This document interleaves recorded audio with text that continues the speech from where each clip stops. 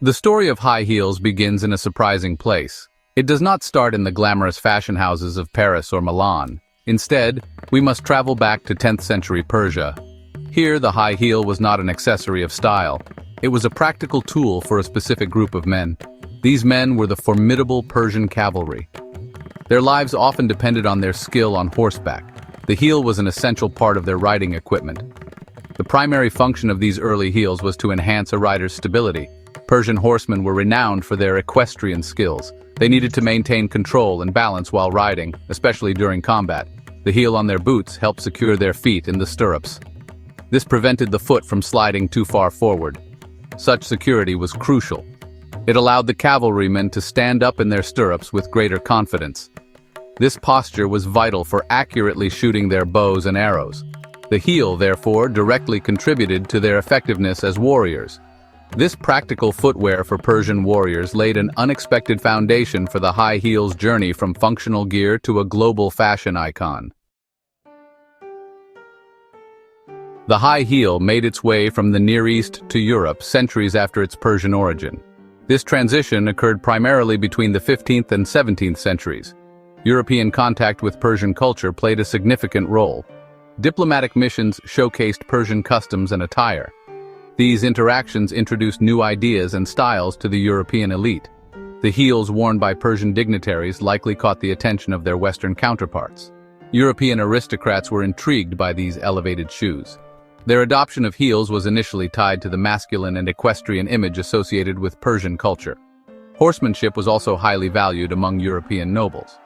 The heel's connection to riding resonated with them. It subtly suggested a lifestyle of skill and command. The first Europeans to embrace high heels were predominantly men of high social standing. These were kings, courtiers, and wealthy landowners. For them, the heel began to signify a life removed from manual labor. As heels gained popularity in Europe, their design began to evolve. The heel cemented its place as a symbol of status and privilege within European aristocratic circles. In Europe, high heels quickly became potent symbols of power and masculinity. During the 17th century, men wore them to enhance their stature, both literally and figuratively. Taller height was often associated with dominance and authority. By adding inches to their wearers, heels helped project an image of formidability. This was particularly important in societies where visual cues played a significant role in establishing and maintaining social hierarchies. A man in high heels could command more attention and appear more imposing in courtly or public settings. Beyond physical presence, high heels signified a life of leisure and immense privilege. The impracticality of these shoes for any form of manual work was a key aspect of their symbolism. Only those who did not need to engage in physical labor could afford to wear such footwear. Numerous portraits from the 17th and early 18th centuries depict powerful men confidently sporting high heels.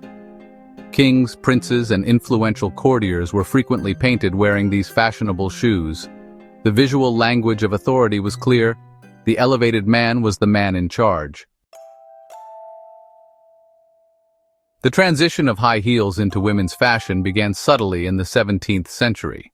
Women in aristocratic circles started to wear heels, possibly as a way to adopt elements of masculine power and fashion. Initially, women's heels were often similar in design to men's, but this soon began to change. As women increasingly wore heels, the designs for men's and women's shoes started to diverge.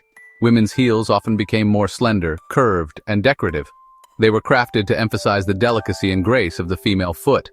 In contrast, men's heels either remained more robust and block-like or began to decrease in height.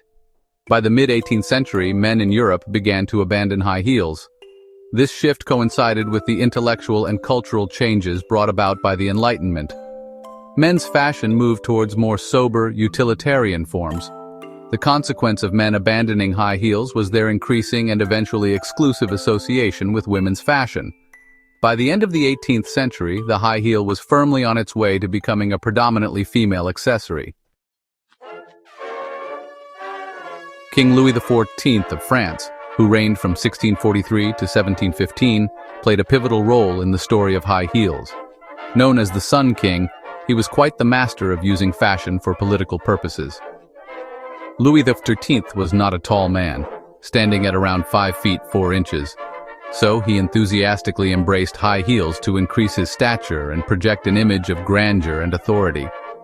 His court at Versailles was the epicenter of European fashion and culture.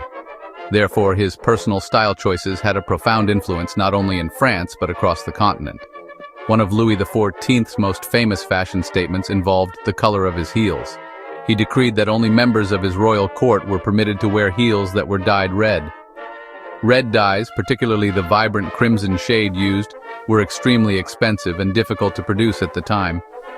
This made red heels an instant symbol of nobility and royal favor. The soles and heels of shoes worn by the king and his closest circle were often colored red. This practice transformed a simple shoe feature into a powerful political tool, clearly demarcating the elite from everyone else. The French Revolution, which began in 1789, brought about a radical upheaval in French society. This period of intense social and political change had a profound impact on fashion, including the popularity of high heels. The revolution aimed to dismantle the old aristocratic order and its associated privileges. Extravagant and ornate styles of dress, which had characterized the French nobility, were rejected. High heels, particularly the elaborate and colorful styles favored by the aristocracy, became potent symbols of the Ancien regime.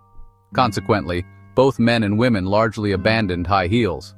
Fashion shifted towards flatter, more sensible footwear, aligning with the more austere and democratic spirit of the era. The French Revolution marks a crucial turning point, a moment when the heel stepped back from the forefront of fashion, only to await a future revival under entirely different social and cultural circumstances. The early 20th century witnessed the gradual re-emergence of high heels in women's fashion.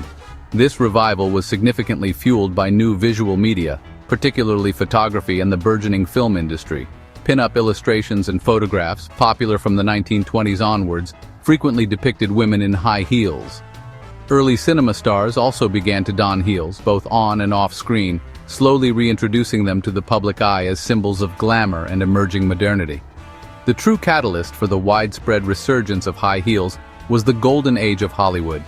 Movie studios meticulously crafted the images of their stars, and high heels became an indispensable accessory in creating the persona of the glamorous leading lady. Actresses like Marlene Dietrich, Joan Crawford, and Marilyn Monroe were rarely seen in publicity photos or films without them. Hollywood filmmakers and costume designers expertly used high heels to shape the female silhouette and enhance cinematic narratives. This powerful association with Hollywood glamour firmly re-established high heels in women's fashion. The 20th century revival, driven by Hollywood, gave high heels a new set of meanings that continue to influence perceptions of them today. A truly transformative moment in the history of high heels occurred in the early 1950s with the invention of the stiletto heel. This new design featured an exceptionally tall, slender heel that tapered to a fine point. Credit for its creation is often debated, with designers like Roger Vivier and Salvatore Ferragamo being key figures in its development and popularization. The innovation lay not just in the shape, but also in the technology. A thin metal rod embedded within the heel provided the necessary strength to support the wearer's weight on such a narrow point. The stiletto heel had an immediate and dramatic impact on fashion and culture. It was a daring and overtly sensual design. The extreme height and precarious balance of the stiletto radically altered the wearer's posture, thrusting the chest forward and the hips back, exaggerating the curves of the female body. This made the stiletto a potent symbol of a new, more assertive femininity and sexuality in the post-war era. The stiletto heel solidified the high heel's connection to female allure, seduction, and a particular kind of commanding presence. The invention of the stiletto was not just a technical innovation, it was a cultural phenomenon that reshaped the silhouette of women's fashion. In contemporary society, high heels carry a diverse and often complex array of meanings. For many women, they represent beauty, elegance, and a heightened sense of confidence. The act of wearing heels can be transformative, altering not just physical stature but also one's demeanor and self-perception. They are frequently chosen for special occasions, such as weddings, formal parties, or important professional events. High heels also maintain an association with professionalism and authority in certain contexts, often referred to as power heels in the workplace. Despite their enduring appeal, high heels are also a subject of ongoing critical discussion, particularly concerning gender norms, comfort, and objectification. Feminist perspectives on high heels vary widely. Some view them as tools of patriarchal oppression, while others see them as symbols of female empowerment. The high heel remains a potent and adaptable symbol in the 21st century. From the practical riding heels of Persian warriors to the modern stiletto, the journey of the high heel is a testament to its remarkable capacity for transformation. If you found this as fascinating as we did, give it a like, and don't forget to subscribe for more surprising stories from history and culture.